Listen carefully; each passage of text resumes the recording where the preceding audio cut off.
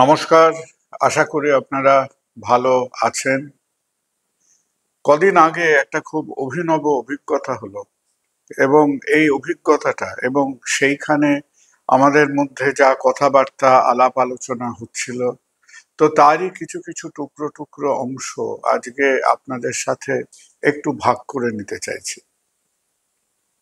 এই গত সপ্তাহেতে জুলাইয়ের প্রথম 4, 5, 6 জুলাই, 4th of July আপনারা অনেকেই জানেন। 4th of July হচ্ছে আমেরিকার, যে আমরা যেরকম 15ই আগস্ট স্বাধীনতা দিবস করি, সেরকম 4th of July হচ্ছে ইউনাইটেড স্টেটসের স্বাধীনতা দিবস। এবং আমেরিকায় বসবাসকারী যে বাঙালিরা আছেন তার সংখ্যা কত হবে জানি না। এখানে বাঙালি বলতে হয়তো আমরা বেশিরভাগ মনে করছি যারা ভারতীয় বংশোদ্ভব বাঙালিরা।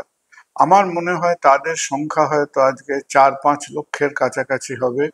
এর সঙ্গে সঙ্গে কিছু আমাদের বাংলাদেশ থেকে যারা বাংলাদেশ বংশোদ্ভব যারা আছেন, তাদের সংখ্যাটা হয়তো এর বাইরে।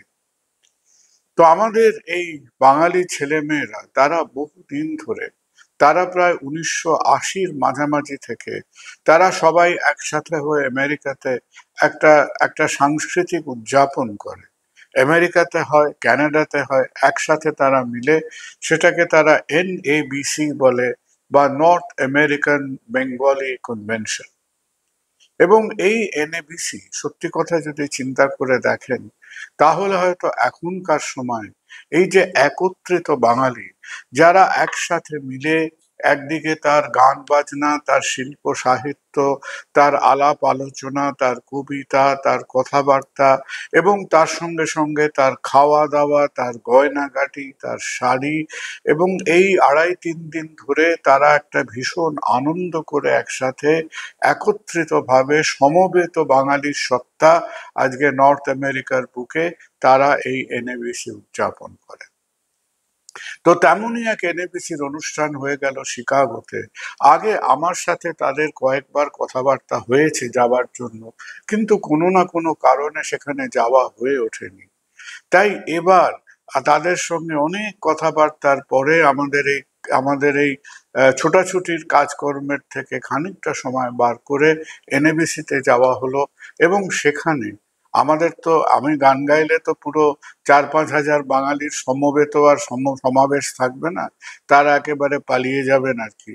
সুতরাং গান বাজনা নয়, আমরা যে কিছু কিছু হয়তো চিন্তা ভাবনা, আলাপ আলোচনা, কথাবার্তার মাধ্যমে আমাদের আমাদের এই সত্তার নিভু নিভু প্রদীপটাকে খানিকটা একটু জ্বালিয়ে রাখতে পারি, সেইটুকুই চেষ্টা কর। তো সেই NABCর আসরে একটা আলোচনা হয়েছিল, বা আমি একটা বক্তব্য রেখেছিলাম যে বাঙালি কি সত্যি আত্মঘাতী। এখন দেখুন, এই জবের থেকে এই যে আমরা যখন আহ দেখছি যে বাঙালির ওপর, বাঙালির কিছুটা সুসময় গেছে, অনেকটাই দুঃসময় গেছে, এবং বাঙালি তার এই দুঃসময়ের পাকে চক্রের মধ্যে বসে কখনো কখনো আমরা বাইরের থেকে বহু সমালোচিত হয়েছি, আর কখনো কখনো আমাদের ভেতর থেকে সমালোচনার তীক্ষ্ণ তীক্ষ্ণ বাক্যবাণ আমরা নিজেদের শরীরের উপরে নিজেরাই ছুড়ে দিয়েছি। তো 1987-88 সময় তেমনই একটা বই বেরিয়েছিল, তেমনই একটা প্রকাশনা হয়েছিল, এবং যে বইটি লিখেছিলেন তখনকার দিনের একজন অত্যন্ত গণ্যমান্য এবং জনপ্রিয় লেখক নীরদচন্দ্র চৌধুরী। নীরদচন্দ্র চৌধুরী ছোট্টখাট্ট মানুষ ছিলেন। তিনি বাংলা এবং ইংরেজিটা দুটোই একটু পুরনো স্টাইলে বলতেন বা লিখতেন, এবং অত্যন্ত সাবলীল, অত্যন্ত ওয়েল রিসার্চড, জ্ঞানগর্ভ তার বক্তব্য থাকতো। নীরদবাবুকে বলা হতো তখনকার দিনের একজন, ওই যেন যেন তাকে ব্রিটিশদের ছাঁচে তৈরি করা হয়েছিল, তাকে একজন অ্যাংলোফাইল বলা হতো। তিনি কখনো কখনো একেবারে একজন ধোপদুরস্ত বাঙালি, আর কখনো কখনো আমাদের নীরদবাবু হয়ে থাকতেন একেবারে পাক্কা সাহেব। তো সেই নীরদবাবু, যিনি কিনা আমাদের বিভূতিভূষণ বন্দ্যোপাধ্যায়ের সহপাঠী ছিলেন, তো সেই নীরদবাবু কিছু কাজকর্ম করতে করতে তারপর তিনি তার লেখালেখির মধ্যে একেবারে মনোনিবেশ করলেন। 1988 সালে নীরদবাবু আমাদের বাঙালির চিন্তন মননের জায়গায় একটা বজ্রাঘাত করলেন এই বইটি লিখে, যার নাম তিনি দিলেন আত্মঘাতী বাঙালি। এবং তার কিছু বছর পরে তিনি শুধু বাঙালিকে আত্মঘাতী বলে ক্ষান্ত হননি, নীরদবাবু এরপরে রবীন্দ্রনাথকেও আত্মঘাতী বলেছিলেন। আত্মঘাতী রবীন্দ্রনাথ বলে তার আরেকটি প্রকাশনা আছে, সেটাকে নিয়ে আমরা পরে নয় আরেকদিন আলোচনা করব।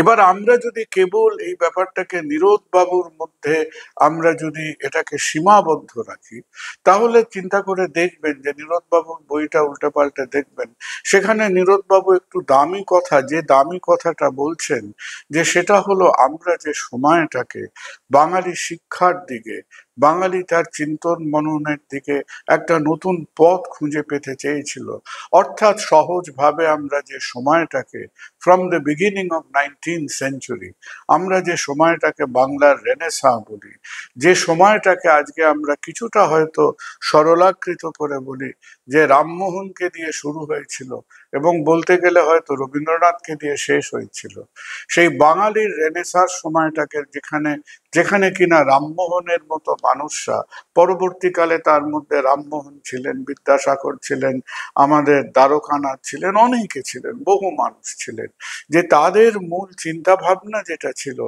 যে আমরা আমরা আমরা বাঙালিরা, আমরা এই ভারতীয় কৃষ্টি সংস্কৃতির একটা অংশ, এই ভারতীয় শিক্ষা সংস্কৃতি তার যেমন একটা আপনি বলতে পারেন একটা একটা পুরনো আমলে, একটা পৌরাণিক যুগে আমাদের সেই বেদ বেদান্ত উপনিষদ, সেই প্রাচীন ভারতবর্ষের একটা শিক্ষা সংস্কৃতি ছিল, এবং তারপরে একটা দীর্ঘ সময় গেছে, যে সময়টার মধ্যে আমাদের এই রীতি নীতি, এই খুঁট খাট টুকটাক করা বিভিন্ন বিভিন্ন ধর্মীয় আচার অনুষ্ঠান, সংস্কৃতি কুসংস্কৃতির মধ্যে আমরা অন্ধকারে হারিয়ে যাচ্ছিলাম।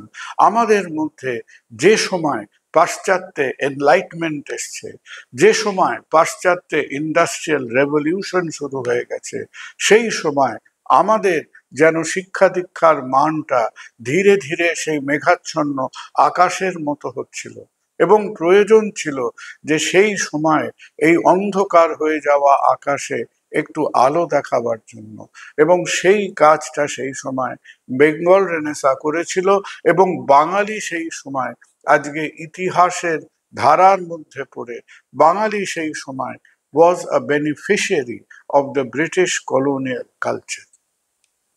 আমরা যে ব্রিটিশ কলোনিয়াল কালচারের শুধু আশীর্বাদ পাইনি, শুধু সান্নিধ্য পাইনি, তাদের মধ্যে থেকে তাদের শিক্ষা দীক্ষা এবং খানিকটা তাদের সংস্কৃতিও আমাদের মধ্যে ঢুকে পড়েছিল, এটার মধ্যে লজ্জার কিছু নেই, এটার মধ্যে আক্ষেপের কিছু নেই, এর মধ্যে অনুশোচনার কিছু নেই। এবার যখন আমাদের সেই সময়ের স্রোত এগিয়ে চলল, ব্রিটিশ দেশ ছেড়ে চলে গেল, এবং সেই সময় যেন খানিকটা একটা ওই হারিয়ে যাওয়া অভিভাবকহীন ছেলে মেয়ের মধ্যে হয়তো বাঙালির এই শিক্ষিত সাংস্কৃতিক সত্তাটা খানিকটা দিশেহারা দিশেহারা হয়ে গেল, এবং সেই দিশেহারা হয়ে যাবার আক্ষেপ বা অনুশোচনাটা আমরা হয়তো নীরদ বাবুর মধ্যে দেখতে পাই। সত্যি কথা বলতে নীরদবাবুর একটা বিস্ফোরক তিনি একটা হেডলাইন দিয়েছিলেন আত্মঘাতী বাঙালি বলে, কিন্তু তার বইয়ের প্রথম দু একটা চ্যাপ্টারের পরে আপনি কিন্তু সত্যি কথা খুব একটা অ্যানালিসিস খুঁজে পাবেন না, যে তার যতটা আক্ষেপ আছে তার এই লেখার মধ্যে ততটা অ্যানালিসিস ছিল না। তিনি আরো অনেক অন্যান্য সামাজিক ভাষায় বাংলার মেয়েরা রমণীরা, বাঙালির ভালোবাসা সমাজ, অনেক কিছুর মধ্যে আমার মনে হয় অন্যায় নেবেন না, তিনি কিছুটা ডাইগ্রেস করে গেছিলেন। তো এটা নীরদ বাবুর সমালোচনা নিয়ে কথা হচ্ছে না, কথাটা হচ্ছে ওই যে লেবেলটা তিনি আমাদের মাথায় আটকে দিয়ে গেলেন, আত্মঘাতী বাঙালি। সত্যি কি আজকে আমরা আজকের দিনে দাঁড়িয়ে এই একবিংশ শতাব্দীর যখন প্রায় প্রথম 1/4 আমরা শেষ করে ফেলেছি, এটা কি আজকে বলা সাজে যে বাঙালি আত্মঘাতী? সত্যি কথা বলতে আমার মনে হয় এই নীরদ বাবুর লেবেলটাকে আমরা হাজারো চাইলেও নিজের কপাল থেকে, নিজের শরীরের ওপর থেকে আমরা চচ্চর করে খুলে ফেলতে পারবো না। আমাদের যে ঝড় ঝাপটা আমাদের বাঙালি সত্তার উপর দিয়ে গেছে, এর মধ্যে আধুনিক সময় অনেকটাই ঝড়ঝাপটা হয়তো বাইরের থেকে এসছে, অনেকটাই হয়তো এসছে সেই হিন্দু মুসলিম দ্বৈত সত্তা, যেটা একেবারেই নিজেদের মধ্যে ঠিক করে উঠতে পারলো না যে আমরা একই দেশের মধ্যে থাকবো না অন্য দেশ হব, এবং ঠিক করে উঠতে পারলো। এবং বাই দ্য টাইম তারা ঠিক করে উঠতে পারলো, সেখানে লক্ষ লক্ষ মানুষ তার প্রাণের উপর দিয়ে, আরো কিছু লক্ষ মানুষ তারা বাস্তুহারা ভিটেহারা হলেন। এবং আমাদের মতো এই রক্তক্ষরণের মধ্যে, এরকম ক্ষতবিক্ষত ভাবে, এরকম দাঙ্গা হাঙ্গামার মধ্যে, এইরকম নগ্ন সাম্প্রদায়িকতার মধ্যে যে স্বাধীন হয়েছে একটা দেশ, এটা খুব একটা কিন্তু ইতিহাস আপনি খুঁজে পাবেন না। কারণ সেই সময় মনে রাখবেন, আমরা কিন্তু নিজেদের বলার চেষ্টা করছি যে আমরা অহিংসভাবে, আমরা নন ভায়োলেন্সের মধ্যে দিয়ে আমরা নাকি স্বাধীনতা পেয়েছিলাম। If that was non-violence, God alone knows what is violence. তাহলে স্বাধীনতার সময়টা বাঙালিকে নাড়িয়ে দিয়ে গেল। বাঙালির অর্থনীতি, বাঙালির মধ্যে যে একটা সামাজিক আত্মবিশ্বাস, বাঙালির মধ্যে যে একটা দ্বৈত সত্তাকে মিলিয়ে বেঁচে থাকার যে একটা সামান্যতম যে একটা প্রচেষ্টা, সবকিছু আমাদের সেই সময় একেবারে নড়বড় হয়ে গেল। এবং তারও আগে, তার ৩৫ বছর আগের কথা যদি চিন্তা করেন, সত্যি কথা বলতে আমাদের ভিতটা অনেকটা আলগা হয়ে গেছিল যখন বাঙালি ওই বঙ্গভঙ্গের সময় প্রতিবাদ করার একটা মাসুল দিয়েছিল। সেই মাসুলটা হলো যে ১৯১১ সালে কলকাতার থেকে the capital of India was shifted to Delhi. এই যে কলকাতা, যাকে মনে করা হতো যে কেবল আমরা ব্রিটিশ সাম্রাজ্যের দ্বিতীয় শহর ছিলাম না, আমরা পৃথিবীর ব্যবসা বাণিজ্য, অর্থনৈতিক লেনদেন, শিক্ষা দীক্ষা, সার্ভিস ইকোনমিতে we were the second city of the British empire. তখন পৃথিবীর যে কটা শহরকে বলা হতো যেগুলো নার্ভ সেন্টার অফ ওয়ার্ল্ড ইকোনমির মধ্যে ছিল, তার মধ্যে বলা হতো London, New York, New York, Paris, এবং একইভাবে সেখানে একই পংক্তিতে বসানো হতো কলকাতার শহরকে। সুতরাং কলকাতার সেই যে ব্যক্তিত্ব, তার যে ওজন, তার যে গাম্ভীর্য, সেই গাম্ভীর্য হালকা হয়ে যেতে শুরু করেছে। আজকে বঙ্গীয় সমাজের গাম্ভীর্য হালকা হয়ে যেতে শুরু করলো ১৯১১-র পর থেকে, যখন থেকে আজকে আমাদের প্রভু যারা ছিলেন তারা ধীরে ধীরে ধীরে ধীরে আমাদের ভিত থেকে এক একটা ইট খুলে নেবার চেষ্টা করলেন। স্বাধীনতা আজকে সারা ভারতবর্ষ সেলিব্রেট করেছে, উদযাপন করেছে। বাঙালি রক্তক্ষরণে এনিমিক হয়ে গেছে পোস্ট ইন্ডিপেন্ডেন্স পিরিয়ড। এবং এই যে ইন্ডিপেন্ডেন্সের পরে যে একটা ছাড়খাড় ছিন্ন ভিন্ন সমাজ, তার মধ্যে ঘন ঘন রিফিউজি ক্রাইসিস হচ্ছে, আমাদের পশ্চিম প্রান্তরে সেই সমস্যাটা সমাধান হয়ে গেছিল in a matter of a year or two. আর আমাদের দিকে ধিক ধিক ধিক ধিক করে এই যে ক্রস বর্ডার মাইগ্রেশনের যে রাবণের চিতা, এই রাবণের চিতা কিন্তু জ্বলতেই থাকলো, জ্বলতেই থাকলো। এবং আলটিমেটলি যখন ইন্দিরা গান্ধীর ইচ্ছে হলো যে তিনি দশপ্রহরণধারিণীর মতো দুর্গা মূর্তি নিয়ে সেই ১৯৭১-এর যুদ্ধে তিনি ঝাঁপিয়ে পড়বেন, যে আজকে পাকিস্তান বাংলাদেশের মধ্যে যে পূর্ব এবং পশ্চিম পাকিস্তানের যে সমস্যা, তার মধ্যে ভারতকে দখলদারি করতে হবে, সেটা নিয়ে কিন্তু আমরাও, এদিকের বাঙালিরা, আমরা তখন অনেক ছোট, আমরা অত্যন্ত আমরা আবেগান্বিত হয়ে গেছিলাম। We were emotional about that participation, যে পার্টিসিপেশন নিয়ে নাকি আজকে পূর্ব বাংলায়, আজকের বাংলাদেশে প্রশ্ন উঠছে যে সেটা করা উচিত ছিল কি ছিল না। তার উত্তর হয়তো ইতিহাস দেবে, কিন্তু তার ক্ষয়রাতি আমাদের পশ্চিমবঙ্গকে দিতে হয়েছে, তার খাজনাটা কলকাতার বাঙালিকে দিতে হয়েছে। কারণ আর একবার একটা বিরাট অর্থনৈতিক চাপ, একটা বিরাট মাইগ্রেশনের বোঝা আবার এসে পড়লো আমাদের উপরে। আমি জানি না, আমরা কলকাতাকে নিয়ে, পশ্চিমবঙ্গকে নিয়ে অনেক সমালোচনা করি, কিন্তু একটু ভেবে দেখবেন তো যে পৃথিবীর দ্বিতীয় একটা শহরের নাম বলবেন।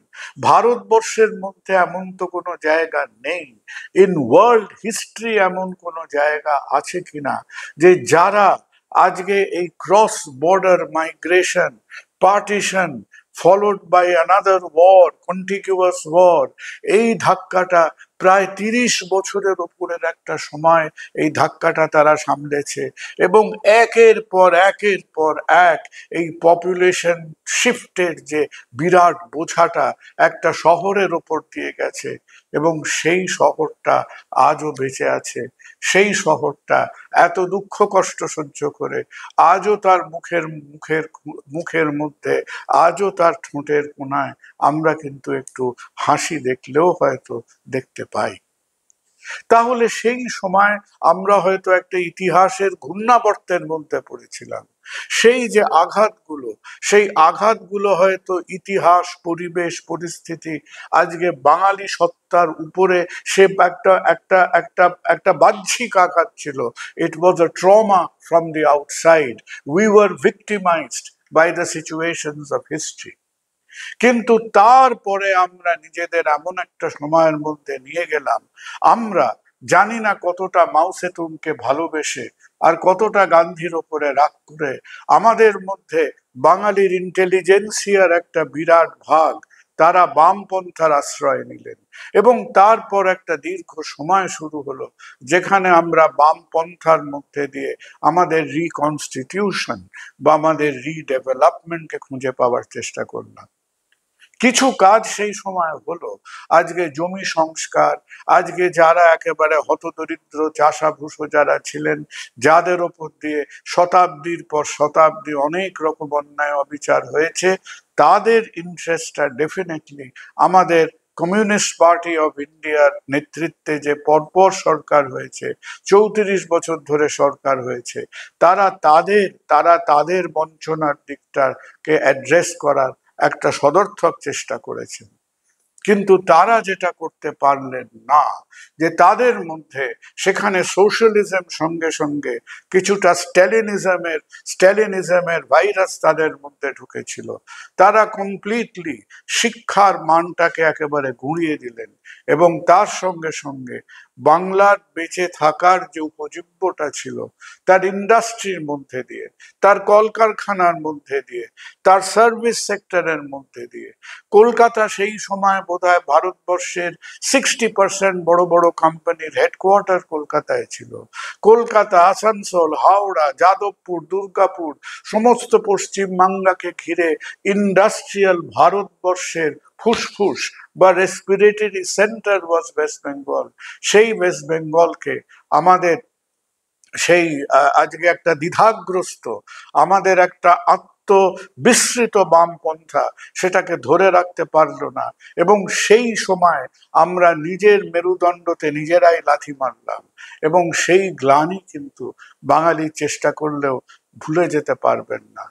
তাদের যে শাসনকাল, সেই শাসনকালের শেষ 4 বছরের মধ্যে তারা খানিকটা প্রায়শ্চিত্ত করতে উদ্যত হয়েছিলেন, কিন্তু হয়তো ইতিহাস আমাদের কাছে প্রায় আজকে নির্মম ভাবে বলল যে বড্ড দেরি হয়ে গেছে, বড্ড দেরি হয়ে গেছে। এবং তাদের হাত থেকে যখন শাসন ক্ষমতা গিয়ে পড়লো আর একটা আন্দোলনের মাধ্যমে, যাকে আমরা আজকে সিঙ্গুর নন্দীগ্রাম আন্দোলন বলবো, এবং দুঃখের সঙ্গে যে সিঙ্গুর নন্দীগ্রাম আন্দোলনকে এখনো from the point of view of history আমরা তাকে আর্কাইভ করতে পারিনি, আমরা তাকে অ্যানালাইজ করতে পারিনি। সেই আন্দোলনের মধ্যে দিয়ে যে একটা বাম ফ্রন্টের যে একটা অচলায়তন সৃষ্টি হয়েছিল, সেটাকে হয়তো আমরা উপড়ে ফেলে দিলাম, কিন্তু বাম ফ্রন্টটাকে রিপ্লেস করলো, the left was replaced by ultra left philosophy.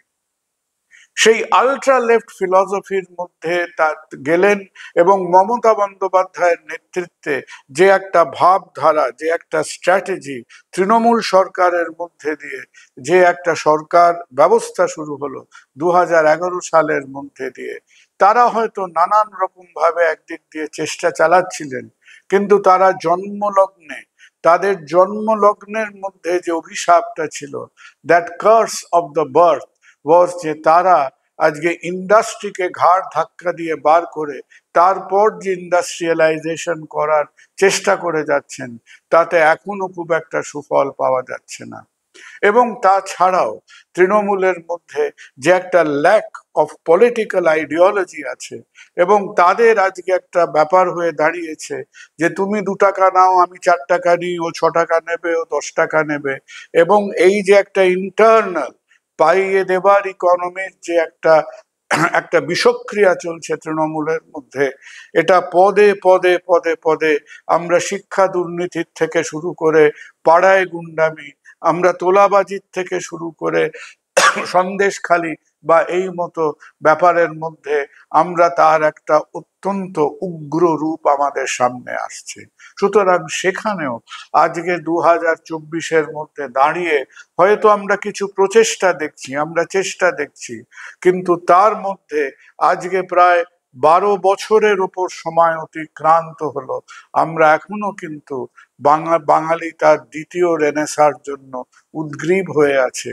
আমরা এখনো কিন্তু আমাদের এই যে একটা বাঙালির অর্থনীতি, বাঙালির জীবন জীবিকা, বাঙালির বেঁচে থাকার যে প্রচেষ্টাটা আজকে একটা রুগ্ন অবস্থায় গিয়ে দাঁড়াচ্ছে, এই রুগ্ন অবস্থার থেকে তাকে আবার হৃষ্টপুষ্ট করার প্রচেষ্টা হয়তো চলছে, এখনো তার মধ্যে আমরা বিরাট একটা ফল দেখতে পাইনি। এবং এর ব্যাকগ্রাউন্ডে আর একটা সমস্যা আছে। এর ব্যাকগ্রাউন্ডে সমস্যা হচ্ছে ভারতবর্ষের প্রায় আজকে ভেঙে পড়া যুক্তরাষ্ট্রীয় ব্যবস্থা, the dysfunctional federalism of India, যেখানে ভারতবর্ষ যে 30টা রাজ্য নিয়ে তৈরি হয়েছে, এই 30টা রাজ্যের ময়ূর সিংহাসনে দিল্লির যে গভর্নমেন্ট বসে আছে, যেখানে 2014 থেকে বিজেপির সরকার বসে আছেন, যদি তাদের তালে তাল ঠুকতে না পারেন, তাহলে সেখানে আজকে কিন্তু আমরা কেন্দ্রীয় সরকারকে সবসময় একটা যুযুধান মোডে দেখছি, একটা কম্পিটিটর মোডে দেখছি। তারা বিভিন্ন সময় নানান রকম রাজনৈতিক ধূর্তমি নিয়ে আমাদের কাছে আসছেন, কিন্তু সর্বভারতীয় ক্ষেত্রে কি তারা একজন রাজ্যের অভিভাবক হয়ে সামনে দাঁড়াতে পারছে যে এই রাজ্যটার সাহায্য লাগবে, এখানে ইনভেস্টমেন্ট লাগবে, সারা ভারতবর্ষে যত ইনভেস্টমেন্ট হয় কেন তার 1%-এর কম পশ্চিমবঙ্গে আসবে? যেখানে পশ্চিমবঙ্গ একটা মোটা টাকা ট্যাক্স ইকোনমিতে দিচ্ছে, তাহলে কেন পশ্চিমবঙ্গ তার যে প্রাপ্য আয় সেটা কেন কেন্দ্রের থেকে পাবে না? এই প্রশ্নগুলো আজ পশ্চিমবঙ্গের সামনে আছে। তাহলে পার্টিশনের যেরকম আঘাত আমাদের বাইরের থেকে এসেছিল, 71-এর যে আঘাত আমাদের ঘাড়ের ওপর চাপিয়ে দেওয়া হয়েছিল, সেই রকম আমরা নিজেদের বেশ কিছু ক্ষতি আমরা নিজেরা দেশের মধ্যে থেকে তো করেছি। তার সঙ্গে সঙ্গে আজকে এই যে অকেজো যুক্তরাষ্ট্রীয় কাঠামো, যার মধ্যে কম্পিটিশন আছে, যার মধ্যে কনস্পিরেসি আছে, কিন্তু যার মধ্যে কোলাবোরেশন নেই, আজকে সেই ভারতীয় ভেঙে পড়া ফেডারেলিজম ইন ইন্ডিয়া, তার অভিশাপের কিছু ছায়াও আজকে বাংলার উপরে এসে পড়ছে। আজকে যখন আমরা এই বাইরে বিভিন্ন বাঙালি সমাজের কাছে যাচ্ছি, আজকে আমাদের মনে রাখতে হবে যে বাঙালির পরিচিতিটা কি, বাঙালির সত্তাটা কি। আমরা খানিকটা ওই যে ইতিহাসে 10 কমান্ডমেন্টস এইসব সিনেমা দেখেছেন না, we are a bit like the modern জুসদের প্রথমে রোমানরা, তারপরে ইজিপশিয়ানরা, তারপরে মুসলিম কনকারাররা আজকে জুসদের তাদের তাদের ঝেঁটিয়ে ঘর থেকে বিদেয় করে ঘর ছাড়া করেছিল। আর বাঙালিরা হচ্ছে আজকে আধুনিক সমাজের জুসদের মতো অবস্থা। আমরা খানিকটা বাইরের থেকে আর অনেকটাই ভেতরের থেকে এই ঝামেলার মধ্যে পড়ে আজকে আমাদের এক সময় যে একটা পাকাপোক্ত ভিটে ছিল, যে ভিটের মধ্যে তার ইট কাঠের ফাউন্ডেশনটা অনেকটা মজবুত ছিল, যার মধ্যে শিক্ষা ছিল, সংস্কৃতি ছিল, রুজি রোজগার ছিল, যার মধ্যে তার ইন্ডাস্ট্রিয়ালাইজেশন ছিল, তার এডুকেশন ছিল, আজকে বাঙালির বসবাসের সেই ইমারতটা কিন্তু অপলকা হয়ে গেছে। অনেকেই হয়তো ইট কাঠ সিমেন্ট নিয়ে সেটাকে মেরামত করার চেষ্টা করছেন, এখনো আমরা সেই মেরামতিটাতে একদম ভালোভাবে করে উঠতে পারিনি। কিন্তু সেই সময় যেটা হয়েছে, যে দেশের ভিতরে এবং দেশের বাইরে আজকে বাঙালির এই সত্তা ছড়িয়ে পড়েছে। আজকে যেমন দিল্লিতে বাঙালি আছে, ব্যাঙ্গালোরে বাঙালি আছে, মুম্বাইতে বাঙালি আছে, কেরালায় বাঙালি আছে, আজকে সেই রকম আমাদের বাঙালির একটা সত্তা, তাকে আপনি ইউনাইটেড স্টেটসে খুঁজে পাবেন, তাকে আপনি ইউনাইটেড কিংডমে, তাকে আপনি ব্রিটেনে খুঁজে পাবেন, ইউরোপে খুঁজে পাবেন, জাপানে খুঁজে পাবেন, কোরিয়ায় খুঁজে পাবেন। তাহলে এখনকার আমরা যে তীরে দাঁড়িয়ে দাঁড়িয়ে কেবল কয়েকটা লোক যারা পায়ের তলায় হয়তো একটুখানি মাটি আছে আমাদের পায়ের তলায়, আমরা খালি দাঁড়িয়ে দাঁড়িয়ে দেখব যে একটা বড় নৌকো টলমল টলমল করছে, তা নয়।